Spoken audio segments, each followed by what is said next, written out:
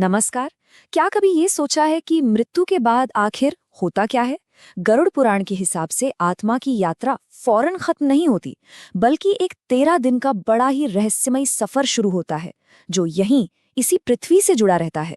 तो आज हम इसी यात्रा के हर एक पड़ाव को समझने वाले हैं। तो फिर ये सवाल मन में आता है कि मृत्यु के बाद आत्मा की यात्रा आखिर जाती कहाँ है? चलिए, इस सफर के हर मोड़ को, हर पड़ाव को और गहराई से जानते हैं। अच्छा, तो गरुड़ पुराण में इन 13 दिनों को एक खास नाम दिया गया है, प्रेत अवस्था। जरा सोचिए, ये एक ऐसी हालत है जहां आत्मा अपने पुराने जीवन के मोह, अपनी इच्छाओं में फंसी रहती है, मतलब एक तरह से एक भूत की तरह। और देखिए, भगवान विष्णु खुद गरुड़ को बताते हैं, जब कोई व्यक्ति मरता है तो आत्मा अपने पुराने शरीर के पास ही रहती है। वो अपने परिवार वालों को रोते बिलखते देखती है, पर कुछ भी नहीं कर पाती। ये उस आत्मा की बेबसी और दुनिया से उसके गहरे लगाव का पहला, सबसे दर्दनाक एहसास होता है। तो ये जो 13 दिन का सफर है, इसका पूरा मैप कुछ इस तरह दिखता है। पहले दिन शरीर से अलगाव, फिर अगले कुछ दिन परिवार के पास ही भटकना, उसके बाद आता है कर्मों का लेखा-जोखा और आखिर में यहाँ से जाने की तैयारी। तो सफर का जो पहला हिस्सा है ना, वो असल में लगाव और दर्द का है। ये वो वक्त है जब आत्मा को बिछड़ने का और अपनी अधूरी इच्छाओं का दर्द महसूस होता है। जरा सोचिए, पहले ही दिन आत्मा एक बहुत ही, कह सकते हैं, अजीब हालत में होती है। वो अपनी ही अंतिम यात्रा को, अपने ही अंतिम संस्कार को देख रही होती है। और गरुड़ पुराण कहता है कि जैसे ही चिता जलती है, उसका पूरा का पूरा जीवन, हर अच्छा बुरा काम एक फिल्म की तरह उसकी आंखों के सामने घूम जाता है। और फिर दूसरे दिन से लेकर 7वें दिन तक आत्मा कहीं दूर नहीं जाती। वो अपने ही घर, अपने ही परिवार के आसपास भटकती रहती है। उसे जबरदस्त भूख और प्यास लगती है, लेकिन वो न तो खाने को छू सकती है, न पानी को। सोचिए, कितनी कष्टदायक स्थिति होगी ये। अब सवाल ये है कि इस तकलीफ का, इस पीड़ा का हल क्या है?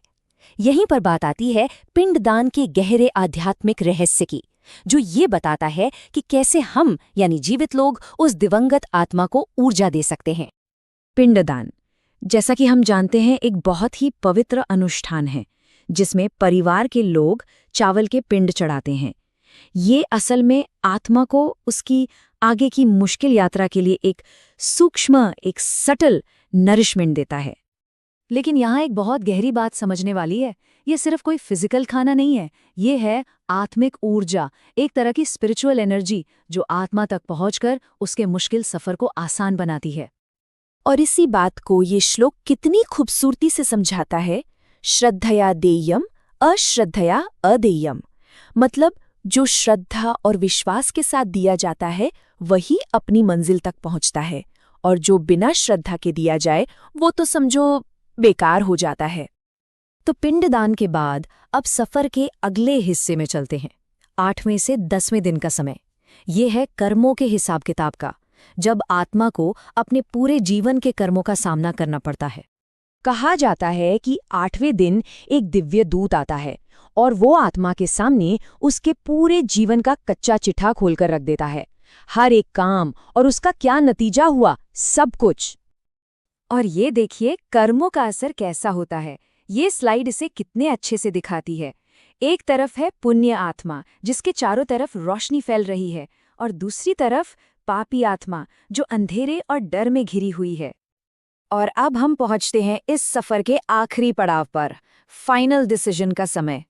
ये वो पड़ाव है जहां आत्मा अपने अगले ठिकाने के लिए तैयार होती है।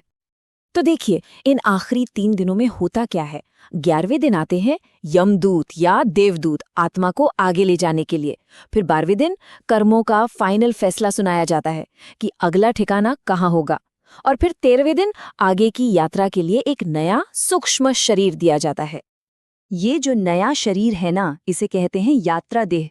आप इसे एक तरह की ट्रैवल बॉडी ही समझ सकते हैं, जिसे आत्मा 13वें दिन धारण करती है, यमलोक या स्वर्गलोक की अपनी लंबी यात्रा के लिए।